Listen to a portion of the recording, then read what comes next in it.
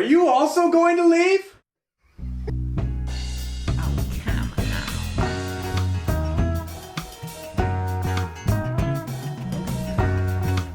One of the key aspects of the Gospel of John that differentiates his gospel from the others is that John includes 7 I am statements, which are elements of Jesus' teachings and express important truths about Jesus' own personal character and mission.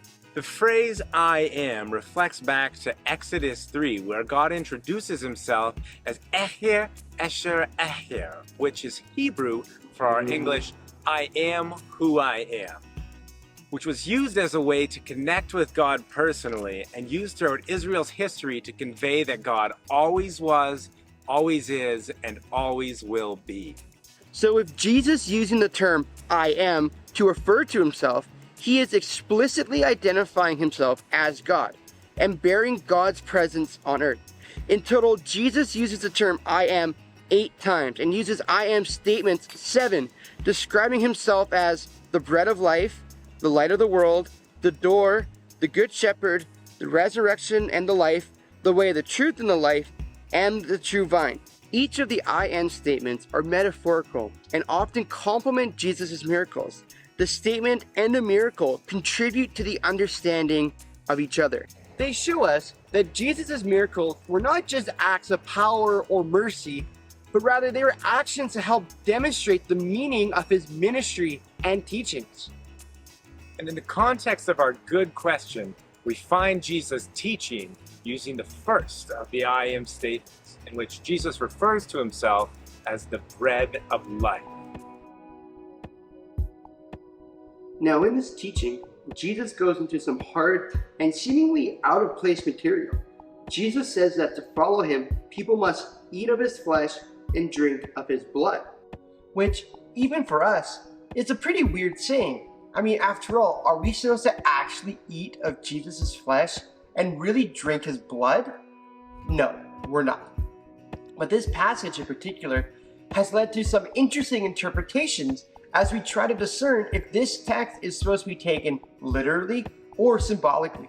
So for those who take this verse literally, that we actually have to eat of his flesh and drink of his blood, we run into a problem. How in the 21st century are we to fulfill this? And so some people have taken to communion as our way to fulfill this verse. Many Christians, including the Catholic Church, believe that when we partake in communion, that when we eat of the bread and drink of the cup, that they become the flesh and blood of Christ. In the Christian world, this is what we would call transubstantiation.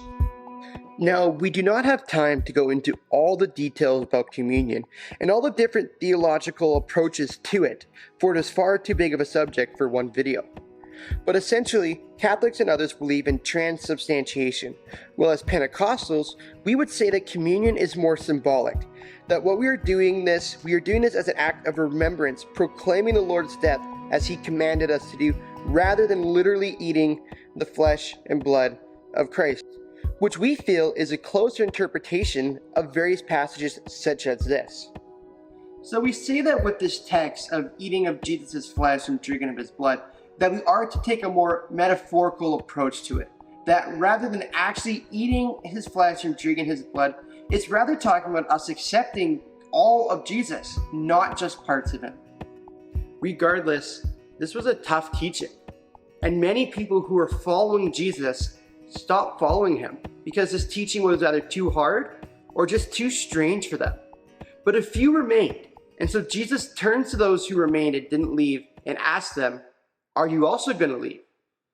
And so we turn the question to you. When push comes to shove and difficult parts of following Jesus come up, are you also going to leave?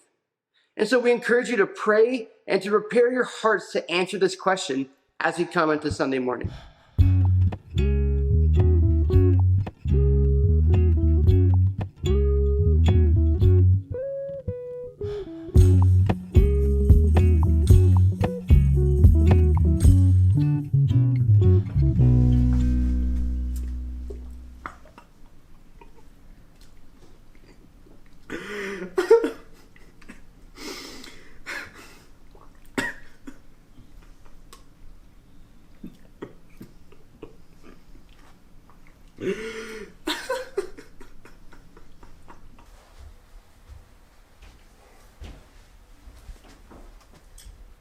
Kyler, what are you doing? I'm all alone. All my friends left me. It's 3:30 in the morning. Your friends have all gone home.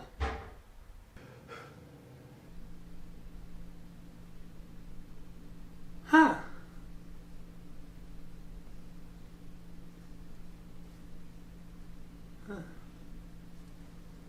We got it.